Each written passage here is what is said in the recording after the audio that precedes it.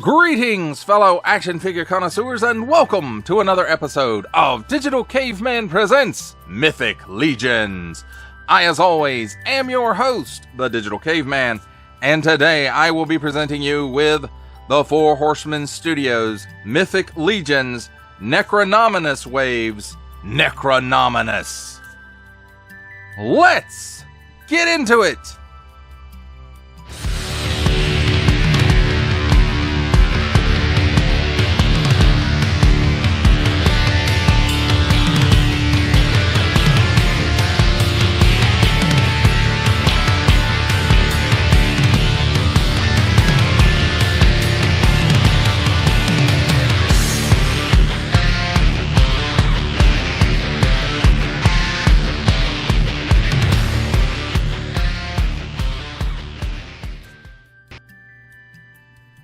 Let's start things off with a look at the packaging. And here you can see it's a nice big blister here, and it does have a peg hole in it. And then it's got Source Horseman, Store Horseman, mythiclegions.com there. Mythic Legions here, the logo. And then in the blister you can see most of the figure and accessories and stuff. So it's a very nice looking display for that. And on this side, at the bottom, you can see there's his logo, the Necronominus faction. And then on this side here, we have a nice product shot of Necronominus. And here's his story in there. I'll go bumping the camera again. So if you guys want to read this, please pause it right here and go for it. So, and then it says Necronominus on this side. And then on the back, we have a much larger Necronominus artwork than what we've had before. We've got Necronominus on here, Poxus, Aether, and I cannot remember her name. She's the vampire queen, though. So here's all the, leaders of the forces of evil right here, and then here's some of the cross sale, not the entire wave. And then here is the story for Mythos. If you want to read that, you can pause it right here. And then here we have small fine legalese print and all that good stuff. And you can see this one actually has some tape on it to hold the card in place, so you just have to be careful when you remove that tape if you're wanting to keep the packaging in good condition for whatever reason. Well, that, my friends, does it for a look at the packaging. Let's take a look at the figure and his accessories. And first of all, I'm going to say out of the box there is, well, of course there is some assembly required because you do have to put the wings and stuff on. But right out of the box, before you can even stand the figure up, you do have to put his feet on him. He does not come with his feet attached. And, that's fine. That's how he fits in the package, because you see his headdress is so tall here.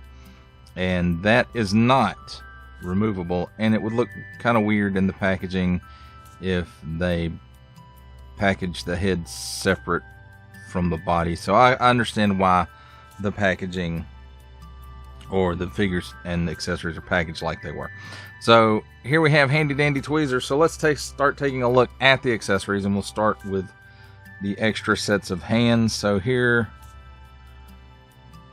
is another set of grip hands. It comes with a pair of grip hands on the figure, and these are a little bit more closed hand, I suppose, than the others, and it's on an up and down hinge. And the same with this one. And they do have nice molded details and a nice bit of wash in there as well to kind of help the features, the sculpt, stand out. And again, on an up and down hinge, so that's really good. Then next up, we kind of have the splayed out clawing kind of hands, and again, nice molded details in it and a nice wash to help all that detail kind of stand out a bit. And Very bony. It's on an in and out hinge. Let's take a look here. Also on an in and out hinge. And everything that I said previously holds true with this appendage as well. Now next up we have, there's two pieces like this, but they're opposites of each other. And the pegs on them are different. And they are parts of the wings, and we'll get to that in just a minute. But again, nice molded detail, nice wash, just like the hands. So very, very bone looking like they should be. And as you can see, like I said, the posts on them are different so that you don't put the wrong piece in the wrong section. And you know, nice molded detail on all this, and a nice wash as well. And then here we have, hey Necronominus, stand up. And I'm going to go ahead and apologize if at some point I slip up and call this guy Necronomicus, because for some reason I've been doing that in my head, but it's Necronominus. So if I slip up and say that, I apologize in advance. So again, nice bone features, nice wash, nice sculpt. And it is jointed here.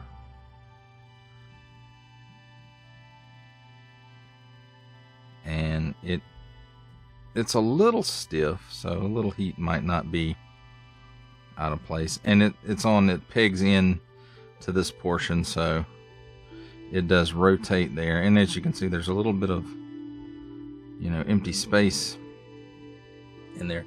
Then it's hinged here as well. And it doesn't really go back that way, but it does go this way about that far. And again, it's on a swivel there because it's pegged at the joint. The joint pegs into this part. And then this is the post that pegs into his back. And this one's going to have to be heated up. It's a little stiff. It's a lot stiff. So right here at the top, you can see there's a port, and it matches up with, well, I say it does. It does match up. And whether I can get it to go in here and stay or not, that is the question. But it's kind of, you can see how it, you know, is supposed to fit in there with the sculpt and everything. So, and I still don't think I have it in there correctly.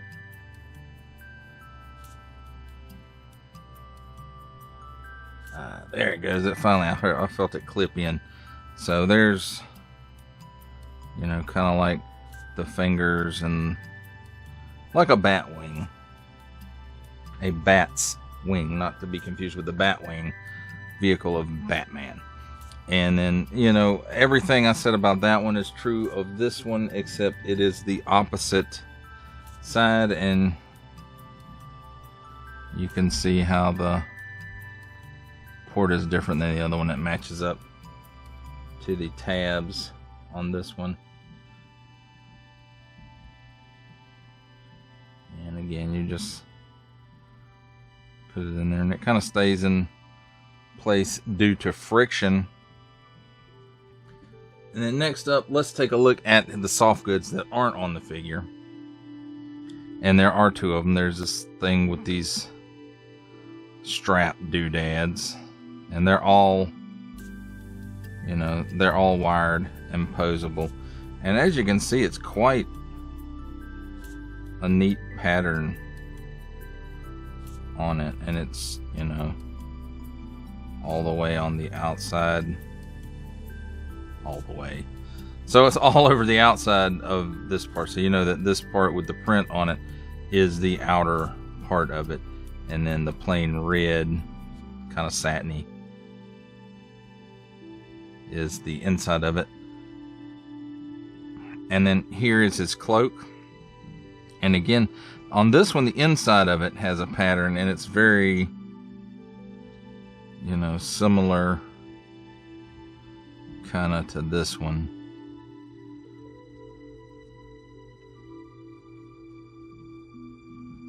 Not 100%, but it's similar.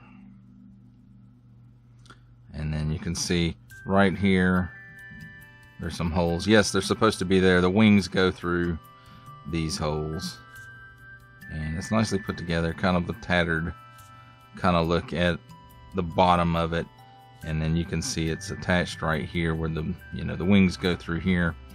And then this part is supposed to be a separate flowing part. The outside of the cloak, just one solid color. So the opposite of the strappy piece.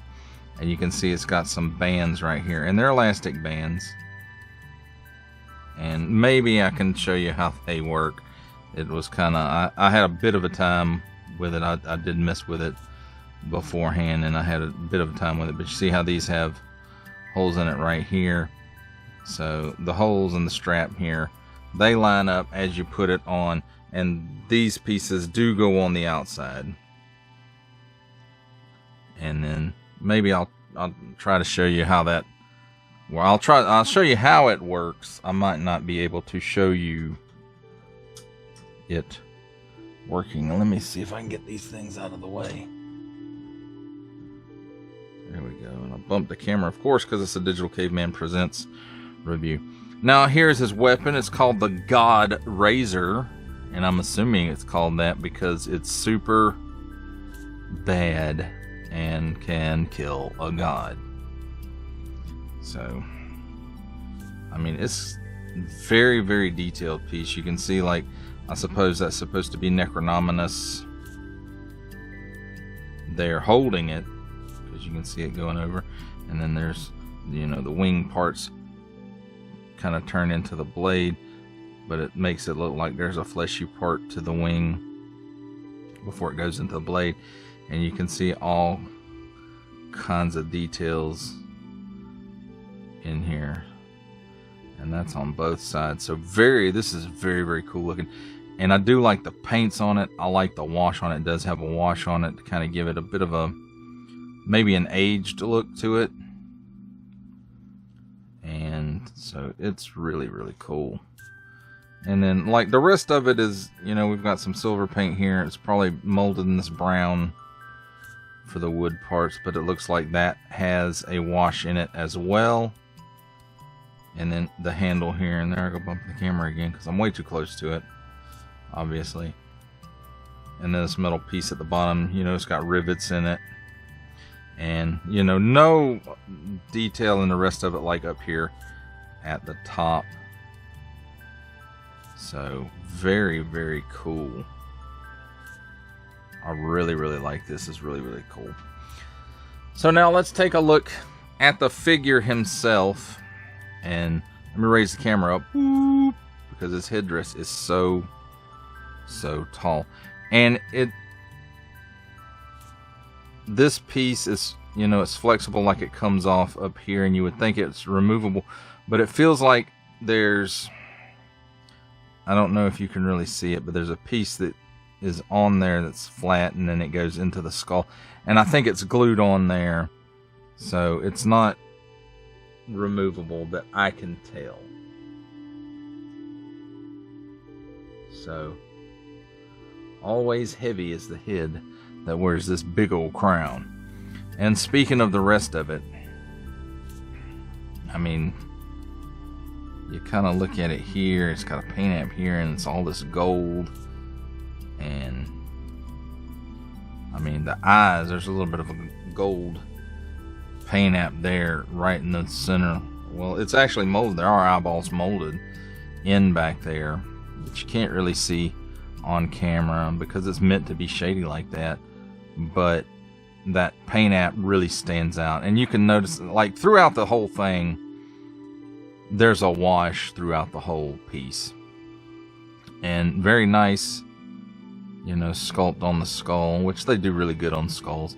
And you can see, like, this piece is a feather under that, so, you know, it starts at the head and continues on, not completely to the end of the head piece. And then, like, some giant jaws of some kind right here, and that's on both sides. And again, they're in gold, and you can see the teeth on it. And then down here, some teeth as well. So very, very cool looking. And then we get down here to the chest, which is the chest, the arms, and the legs. You know, at least this part of the legs and the feet. Of course, you know, they're all kind of pretty standard 4 horsemen skeleton mold that we've seen before. Now, stuff we haven't seen before is like up under this part, and I think this part is, you know, attached into this part, or maybe it's glued because the articulation point is behind this belt overlay. But as you can see, all of that is highly, highly detailed. You can see all of this in here, the like 3-eyed double skull. I'm not sure exactly what that's supposed to represent, if it represents anything, but it's really cool looking. And then we've got these gold paint apps on here, and you know, we've got this like animal skull type thing here, and it's on little bands that go up into the skull's mouth. And we have these parts that are all little bitty bones, so maybe like bird bones, because if I understand everything correctly, this is Erathon's arch enemy, I think, which leads me into, like, we talked about the legs being, you know, standard fare for this, but as you can see, these armor pieces up here have birds on them. So is it something that where he you know, vanquished one of the bird dudes and stole his leg armor, or is this something that he had made up special because, you know, Erathon is his enemy? And that even leads back to like the feathers here and the bird bones. Well, I'm guessing they're bird bones here and here, maybe even, and even some of this other stuff hanging off of his belt. There's his lightsaber. No, I'm just kidding. But, you know, some golden bones like all around there that don't necessarily look large enough to be from a person, but all this nice molded detail in there. Some black paint apps there on the eyes, and then what appears to be blue to me. If it's not blue, I apologize. I am colorblind and don't make fun of handicapped people. So, and again, we get to the feet, which I think are pretty standard 4 horsemen skeleton feet. And now that's the front of the figure. Let's take a look at the back. And this piece here, I think this piece is removable. I'm not going to swear to it, but it inserts into that light rectangular peg that's in there. I don't want to pull it out. I think it looks really spectacular, and there's no reason to pull it out. But all these gold wings there, and then these little skeletons, and then these bones sticking up back here. Quite macabre, I do believe is how it's pronounced. And then, you know, very detailed right in here as well, and wash again. And I didn't really talk about the soft goods piece, but it's here. It's attached at the waist. It is wired. It is tattered at the bottom. And there's just like this half skirt piece that goes around, and then there's like this loincloth piece in the front, and it's wired as well. And then on the back of the leg armor here, you can see we've got some gold colored straps. At least I think they're gold. No, gold buckles and brown straps, it looks like. And it looks like it's supposed to be 2 pieces, where like this is the front, this is the back. You put the back on, and then you strap the front on to the back. Is how it appears to me. And I forgot to mention, you can see the ports here in the back for the wings. Now, I will say it's probably a good idea And I'm not going to show you the wings going on him here in the review. But it is a good idea to warm these ports up before you try to put the wings in. I promise you it makes it a lot easier. Now, before we get back to the cloaks, let's take a look at his articulation without all the bits and bobs and doodads on it. So he can look up about that far. This piece and the feathers of the headdress kind of get in the way. He can look down that far. He doesn't really have any chicken neck. He does have some waggle. And if it weren't for these pieces in the back piece here, he could do the full extras, because of course he can do the full extras because he's evil dude. But with it on here, it can go that far and the other way about that far. And so that's pretty good. Then here, I thought maybe there's something in here where this piece is in the chest, but it's not.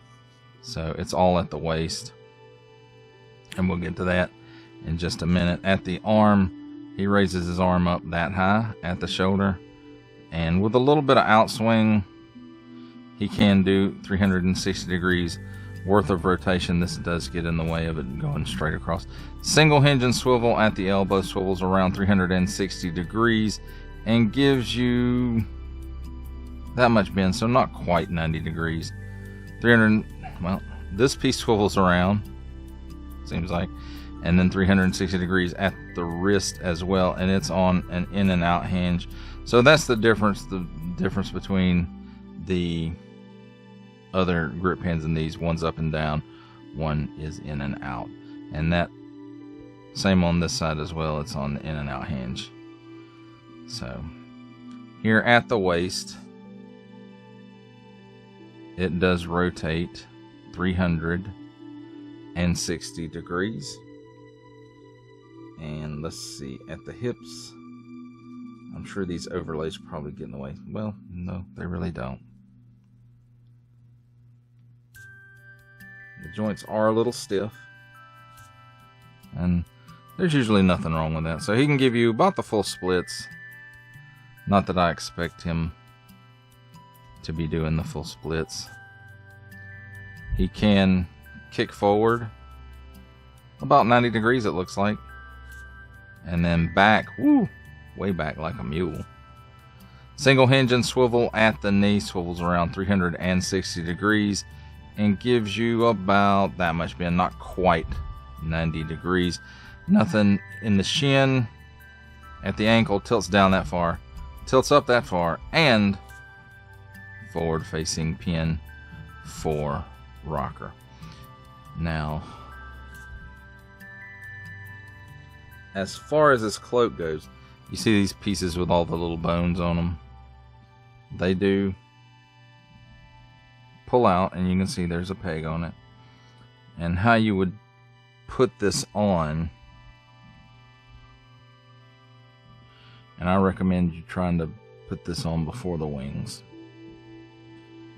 And then this piece goes behind it, and you can see it doesn't leave a whole heck of a lot of post there.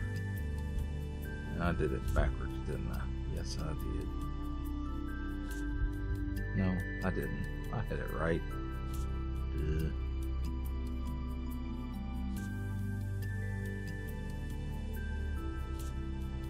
So you would put it behind him, and then I posted it backwards is what I did. I knew I was doing something wrong. So you put it through this part first, then through the strap, and again it still doesn't leave you much peg to work with, but then you peg it back in, you move it around to the other side and repeat the process over here.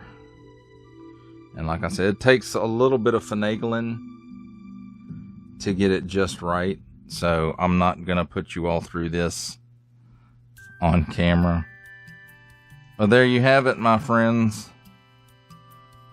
There's a look at the figure. and his accessories. It's time for my favorite part of a review, comparisons. And here we have a whole turntable full of Four Horsemen Studios Mythic Legions figures, starting in the front with Necronominus, then Maxilius the Harvester, Skeleton Legion Builder 2, Thrace Wraithhaler, and the PowerCon exclusive Standard Edition Demistros.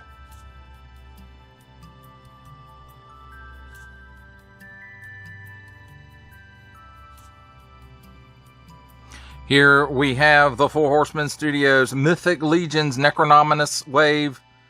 Necronominus with the Animal Warriors of the Kingdom Onyx, the Epic Hacks Barbarian Deathmonger, Savage Crucibles Lemurian Royal Guard, Operation Monster Forces Primal Kilowog, and Combatants Fight for Glory Thales.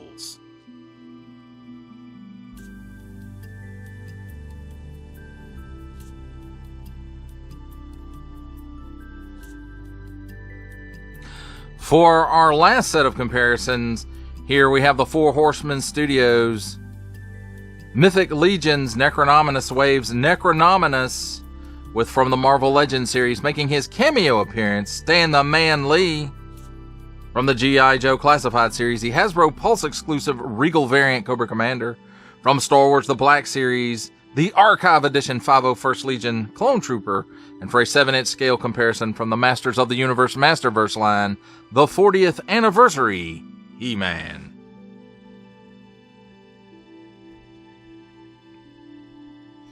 For final thoughts on the Four Horsemen Studios Mythic Legions Necronominus waves, Necronominus, I have to say, this guy is a great anchor for this wave. And it's a great figure. The amount of detail in the paint and the accessories and the figure itself is very, I don't know, it's this guy's almost, I know he's a bad guy, but it's beautiful in a way. And that's not to say there's, you know, I won't really say issues, but getting the wings in, getting the cape on correctly, getting the tattered, the ribbons or whatever they are on there correctly, getting him to stand up, posing him with his weapon and his wings, and it can be challenging, and by challenging I mean PETA, pain in the you know what. But at the end of the day, I still think this figure it's worth all that. He is, after all, basically the Horseman of Death, and in this universe, this continuity of Mythic Legions, he's an evil god of death. And, you know, I mean, he is pretty bad. All the other gods, the evil gods, you know, the other three, Poxus, Alethea, Aether, who represent, you know, Aether is the horseman of war, Alethea is famine, and Poxus is Lord, now I can't think of it, but he's the disease one. And then this guy's the death one, and they all kind of defer to him because he's the most powerful, and no matter what they do, everything they do leads to him because he is death. So, you know, they could, you know, wipe out an army of people, and they're just sending folks his way to bolster his armies. And so I feel like this is one of the most important figures in the line. to have. And the fact that he's awesome on top of that, he looks awesome on top of that, is just, it's gravy, folks. Because, you know, in a fantasy line, you can't really not have the ultimate evil. But I like the decos, the sculpts, all of this is good. The only, you know, he doesn't have a hinged jaw, whereas, you know, a lot of the skeleton figures do. Maxilius, the Harvester, that's also in this wave, shares that he doesn't have hinged jaws on either one of his heads, even though one of them is a standard skeleton head. So I think that's kind of maybe a drawback, but this guy being, you know, what he is, perhaps he communicates telepathically. And, you know, the sculpt is great. The deco is awesome. His weapon, I love it. And like the design of this figure, I can't help but think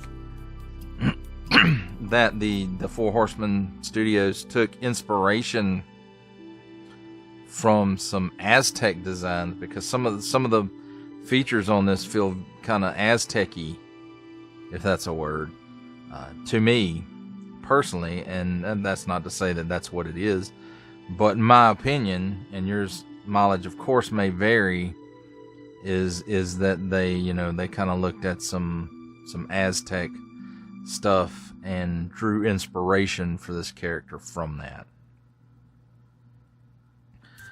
But here he is, my friends, Necronominus.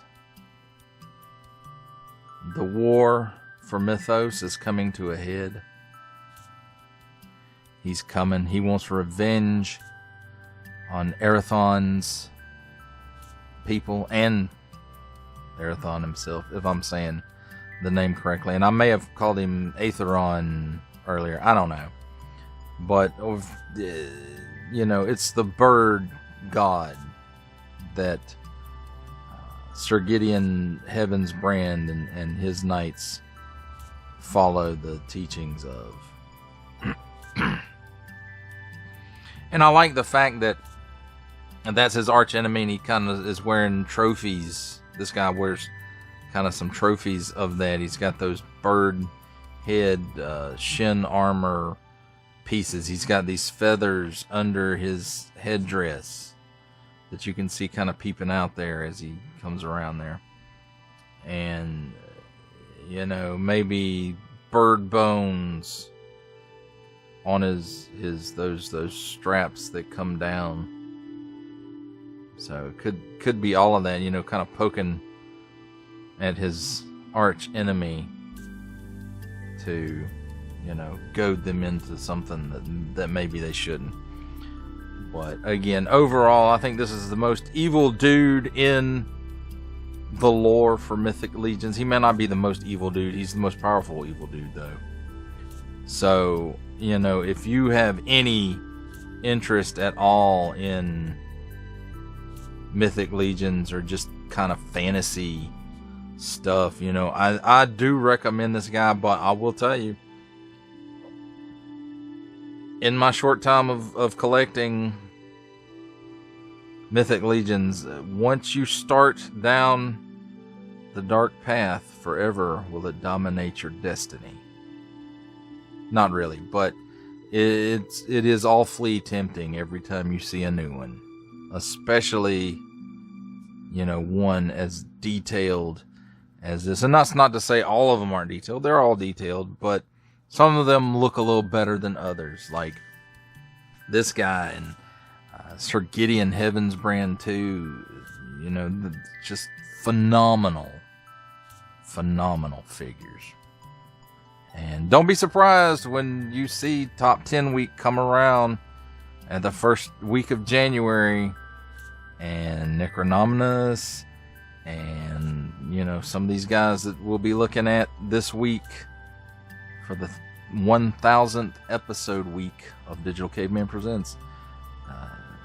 don't be surprised when you see these guys popping back up in January. And there goes Necronominus. I knew he was going to fall.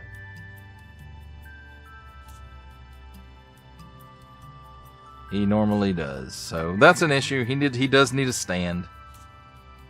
Stuff kind of weighs him down. Puts him off kilter. Well, that does it for the review. I hope you enjoyed it. I enjoyed making it. Only support from viewers like you will make this programming possible.